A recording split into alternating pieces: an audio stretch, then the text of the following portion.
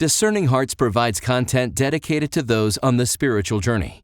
To continue production of these videos, prayers, and more, go to discerninghearts.com and click the donate link found there or inside the free Discerning Hearts app to make your donation. Thanks, and God bless.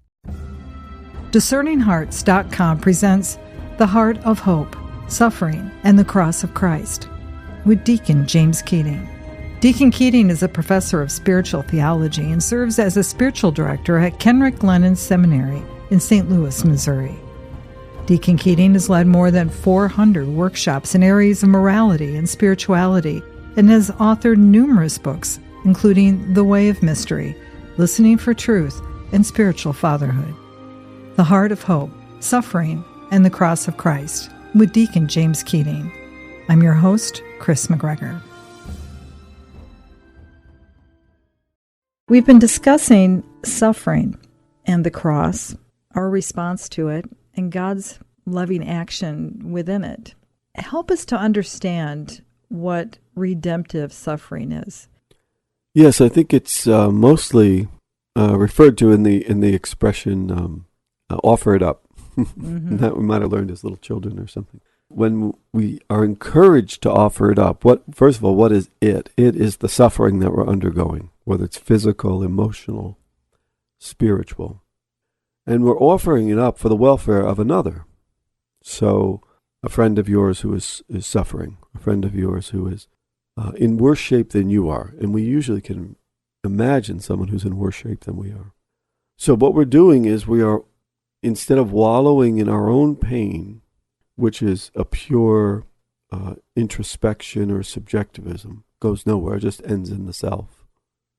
Instead of wallowing in our own pain, what we do is we use love and the energy of love to redirect that pain as an intercessory prayer for another.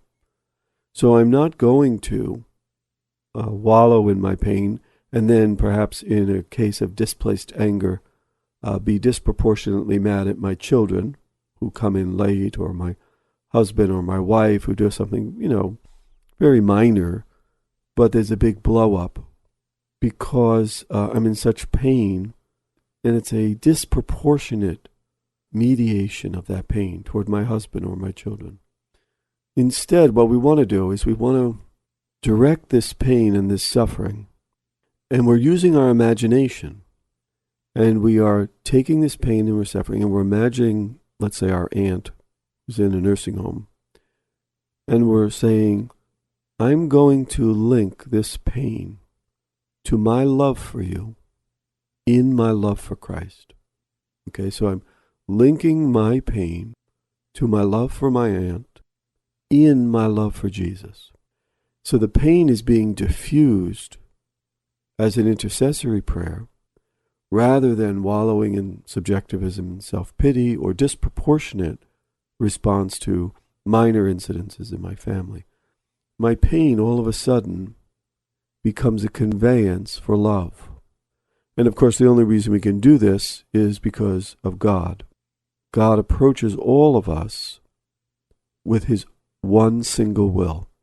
And his one single will is our well-being. So what we're doing is we're linking up our pain and our suffering out of love for our relative or friend, connecting that in faith to God's one universal will, our well-being. And our pain becomes a prayer to God to ease the pain of the one we love. Therefore, our pain is enriched with meaning, and it's not meaningless. It's not absurd. It's not irrational. Our own suffering, our own finitude, sickness, in elderly people, our decrepitude, our moving toward death, none of this is no longer meaningless because it's no longer isolated. We are moving our human condition as a prayer toward the welfare of another, not from our own power, that would only be wishful thinking, but in the power of Jesus, who can will all good for all people. Imagination is very important, and we have to distinguish here between imagination and fantasy, Because some people would say, well, that's just stupid. I mean, you're sitting around imagining your aunt in the nursing home and that's going to help her. The reason it's not fantasy is because you're linking one reality, your pain, to another reality, the suffering of your aunt in the nursing home, to the greatest of all realities, the love of God and His universal will for our well-being. So it's an act of imagination in faith. And the imagination part, of course, is you're imaging the suffering of your beloved, of your loved ones. You're not there with her, you're imaging it. But you're connecting that imagination to these spheres of reality. I am really in pain. My aunt is really in pain. I really love her. God really loves us both. And so I'm connecting this pain to that great mystery of love, which unifies us all. So it's not a fantasy, which would mean that it's disconnected from reality. That's all fantasy is. But it's an act of faithful, spirit-filled imagination. It's the deepest entering into prayer, isn't it? It is, because you're really being taken up into Christ's prayer on the cross, where He unified His suffering in love with the Father's love for Him and His own Sacred Heart, His own love of all of the people of the world. And so in that power, in that reality, you're uniting. As Paul said, I'm making up in what is lacking in the suffering of Christ. Well, in redemptive suffering, in this intercessory prayer, we're beginning to touch upon a little bit what Paul meant. Not that Christ's cross was insufficient, but that Christ's cross has yet to embrace everyone's will freely. See, and until Christ's cross embraces everyone's will freely, in other words, until all of His body, me and you and the whole church, until all of His body says, into your hands I commend my spirit. See, the crucifixion is still incomplete. Again, not insufficient. His sacrifice is sufficient for salvation. But He's drawing all of His body now up into the cross. And we are joining in that movement through this redemptive suffering, where we can offer our sufferings for other people. For someone who is experiencing physical suffering due to an illness or an injury of some sort, that can help alleviate some of the why me. It can turn that around, can it? Yeah, because it takes the focus off of the self. And also it's very important, we're going to the very dramatic here, like maybe a very bad injury to an innocent person. Like every day on the news we hear about car accidents and these types of things, and we're just appalled by innocent suffering. And how are we going to make it through this? So that's sort of the extreme, if you will. We will never be able to enter into this mystery of intercessory prayer and redemptive suffering if we do not practice it in very small ways now. And of course, through grace, it may happen in the extreme. We cannot discount any of that ever. But for the normal developmental course of faith, it usually means that if I don't start thinking of others, even while I'm in pain, I will always think of myself and my pain. So if I don't start in small ways, pain will come to define me. And this is, normal. It's normal it's understood that when we are suffering and when we're in pain, we're self-involved. But grace and faith and divine love, the very reason Christ came, is to move us away from that norm, so that when you're in pain, you're not self-involved. When you're suffering, you're thinking of others. Of course, we're moving here toward the definition of sanctity. But if we're ever to become saints, then we need to practice this form of selflessness in small ways. And this, of course, was the genius of St. Therese of Lisieux in her little way. And by that, we mean that she practiced offering up her tiniest of sufferings, her tiniest of annoyances, which befell her by simply living with other human beings. So, a particular nun annoyed her because this nun prayed the rosary too loud or made strange sounds when she prayed the rosary. And so instead of going over and, clocking the nun, Therese said, I'm going to offer this up. I'm going to suffer this annoyance for the welfare of that nun and for the welfare of others. And so in her writing, she began to see that she almost looked forward to this nun entering the chapel to begin her rosary in such an annoying way. And this is an amazing transformation. She looked forward to the nun entering because it would be an opportunity for her to love. It would be an opportunity for her to suffer for the love of others. Now notice, all we're talking about here is an annoying person saying the rosary. But unless we begin to practice this form of offering up all sorts of tiny little pains, we may become the person that we never wanted to become in our elderly stage. The bitter man, the bitter woman, because pain has done that to us. So unless we begin to translate suffering into love in the small ways, we may in fact run into that bitter person in our elderly days.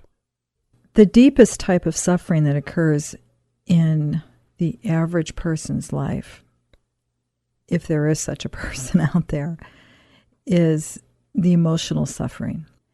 And from what you said, learning how to practice this little way is a response to that.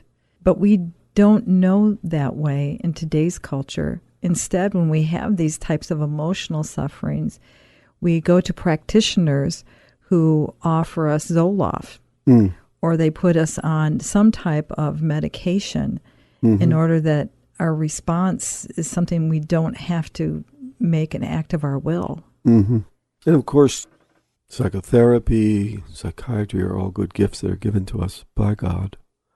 But your point is deeper than that, in that, is there a way to achieve some equilibrium in our emotional life by relating that emotional life to a value, to a good, to a truth that is bigger than us, that is greater than us? In other words, God's love, God's reality. So whether it's despair, or whether it's sadness, or whether it's a moodiness, or whether it's a type of anger, is there a way to enter into these emotions in the very midst of our relationship with God? Which is really at least what talking psychotherapy is, right? You're talking everything out in the midst, in the presence of a person. And so we have an analogy here to prayer, where you want to talk all of this out in the presence of a divine person. So the analogy here also to spiritual direction, where in authentic spiritual direction, the director, to some extent, is a non-interfering presence. The director is mediating, matchmaking, if you will, between the directee and God. And the spiritual director is normally just helping the person notice how much God loves the directee. Do you see that? Talk to God, share those emotions with God, tell God about that. What's God saying to you about this? So, psychotherapy, spiritual direction, prayer itself, all analogies of this important human experience, which is intimacy. That our emotional life very often is compounded into a sense of paralyzing darkness because we never really share the core of fears and lusts and temptations and difficulties. We never really share the core, wounds, sadnesses, griefs with God. And so emotional suffering becomes something that we carry. And of course, when we carry emotional suffering, it also affects the physical, affects the body. We're downcast, we feel heavy. And a lot of times, in our ignorance and our pathetic human state, we'll try to seek relief from that in artificial consolation through drinking or through other escapist behavior, when we should be relating all of that to the truth of God's love. Now, barring any organic problem in a person who may need drugs, this seems to be the normal route the Catholic should take. The Catholic should take this type of therapy, if you will, this type of healing, to be unyielding in honesty with the self. I really hate my father. I really want what my neighbor has. Okay, underlying that hate, underlying that covetousness, what's there? I'm really afraid, or I'm really sad, or I really hate myself. Okay? And then you can even go lower or deeper into the particularities of your state, your emotional state. Jesus wants us all to, in Him, have the courage to share all of that depth with Him, which does not chase Him away, but actually breaks His heart and draws Him closer to us. The great lie of Satan is that if I tell Jesus who I am, He'll be disappointed. No, the great truth of Revelation is, if I tell Jesus who I am, He will draw closer, which is the whole mystery of the Incarnation. Of course, God knew who we were in all of our messiness, in all of our brokenness. And look what He did. He got so close, He took on flesh and blood and bone. And so, that make no mistake that somehow your emotional life is embarrassing and, to some extent, a deal breaker regarding your love, God's love of you and your relationship with God. It's just the opposite. The less you reveal to Him, and remember, stay in there. Stay with the painful emotions. The more you do that, the more the intimacy deepens between you and God. We'll return in just a moment to The Heart of Hope, Suffering and the Cross of Christ, with Deacon James Keating.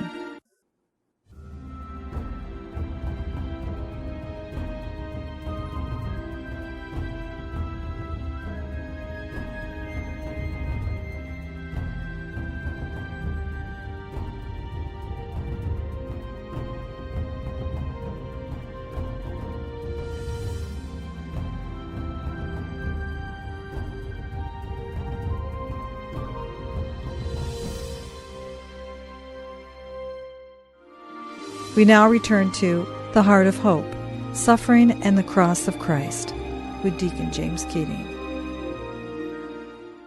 It can feel for the person experiencing that like a crucifixion. Mm-hmm.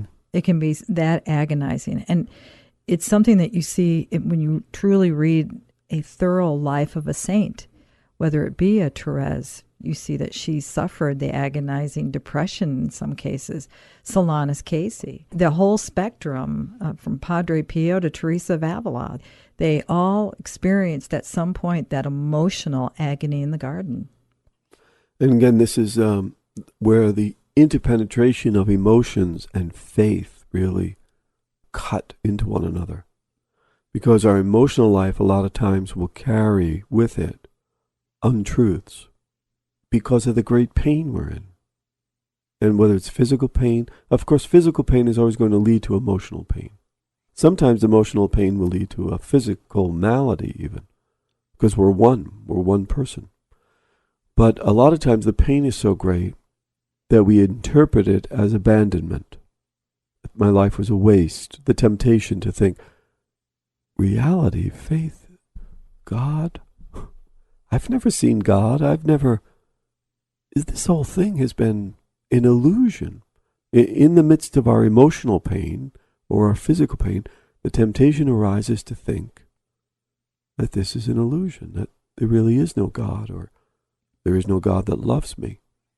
And so this is, as we might have said before in a previous conversation, but this really is the place of the birth of pastoral ministry.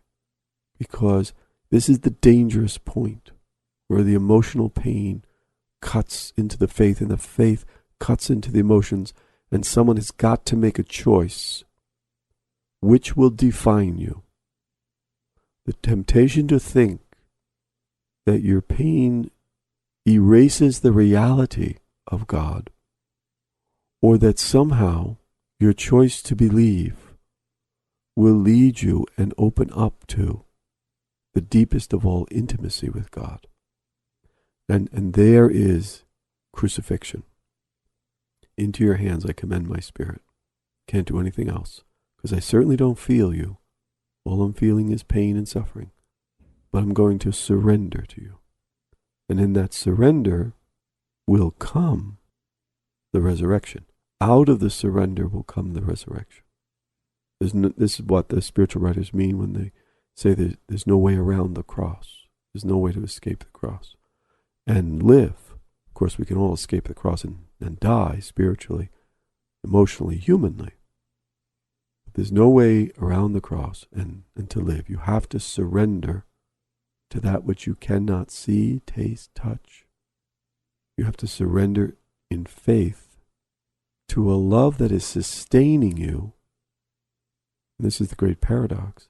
Even though you don't know it, even though you don't feel it, you have to surrender to a love that is sustaining you, even though you don't know it and feel it. This, of course, is on a different plane, but it's analogous to what we're talking about here with Mother Teresa of Calcutta, when at one point she would say things like, "Oh Lord, you are no longer there," or "Lord, you are no longer with me," or "I don't believe in you anymore." Notice she's carrying on a conversation with a person that she doesn't believe in. Mm-hmm. And this is very paradoxical. And what it means is the affective life has gone into a darkness, but there is still this connection at the very depth of her heart in faith to God. Otherwise, she wouldn't be addressing a being. It would just be nothingness. It would just be meaninglessness. But she's still carrying on a conversation with a being about the fact that this being cannot be felt or believed in. So it's similar to a marital situation where a husband and wife will fight, and they'll say that they hate each other and that they don't want to live with each other anymore, and they'll yell and they'll scream, and yet they're still in communion with each other because they're talking to each other. They're still trying to reach one another. If they've totally given up, they would have just left the room in silence. Why does it have to be so hard? This brokenness of the great mystery of sin again. And this is the anthropology of the Catholic. And again, just encourage listeners to go to some aspect of John Paul's theology of the body. Not necessarily for the nuptial imagery or the sexual ethics there, but to really meditate in the very beginning sections about his anthropology, his meaning of the human being, the meaning of humanity. This is what we've lost, and we don't teach it in our parishes. We don't have much on Christian anthropology, the meaning of what it means to be a human being.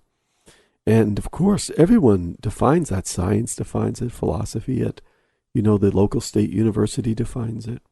Government tries to define what it means to be a human being. But we have defined what it means to be a human being for thousands of years. And yet a lot of our people do not enter that mystery. And the mystery basically is that a human being is a creature made in the image of God.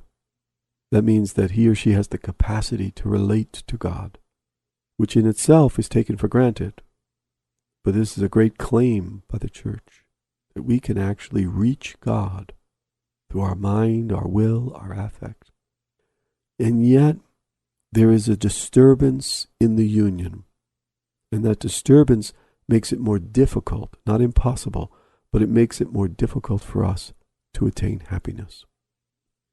And this is due to this great mystery, the origin of the human race, where humans decided that intimacy with God was too risky, and we will go at it alone.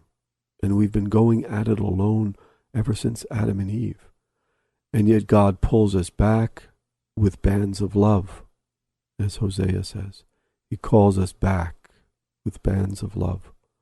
He draws us back, and that's the history of humankind, that we will go it alone, and then God will capture us. He will enchant us, and we will move back to Him. And those who move back to Him are called the saved, and those who continue to go it alone are called the damned. And unfortunately, from the time we are born until the time we die, it's easier to go toward the damned. In other words, it's easier for us to choose the self than to choose love. And this ease to choose the self rather than love is compounded when physical and emotional suffering enter our lives, because it's so much easier for us to curse God and die, and to say there is no God and there is no love. And yet to mount that cross with Christ and still believe that the Father is a loving Father is excruciating in its pain as we move back toward love and faith and hope. And yet it's the only route for the broken human. We have to go through that pain because of our brokenness. We are limping into heaven, and so we need to go through the hospital of the cross. Remember, we cannot be with God if we are not holy. And all that is unholy in us has to be purified.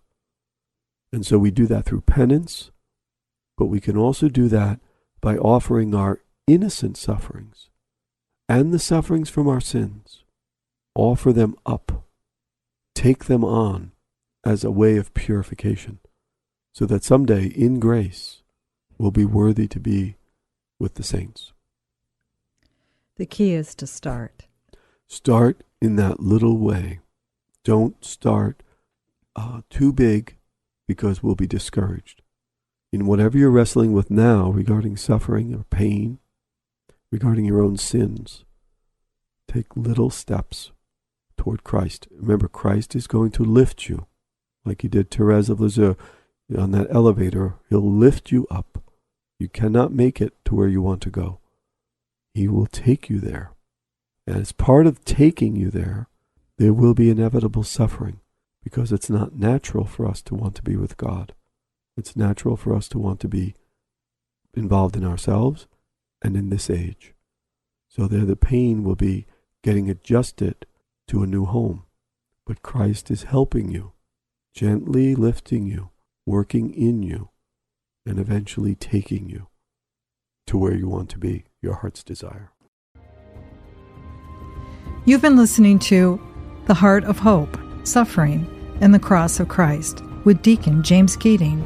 To hear and or to download this conversation, along with hundreds of other spiritual formation programs, visit discerninghearts.com, or you can find it within the free Discerning Hearts app or wherever you download your favorite podcast. This has been a production of Discerning Hearts. I'm your host, Kris McGregor. We hope that if this has been helpful for you, that you will first pray for our mission, which is to offer authentic and rock-solid spiritual formation freely to souls around the world. And if you feel us worthy, please consider a charitable donation, which is fully tax-deductible, to help support our efforts. But most of all, we hope that you will tell a friend about discerninghearts.com and join us next time for The Heart of Hope, Suffering, and the Cross of Christ with Deacon James Keating.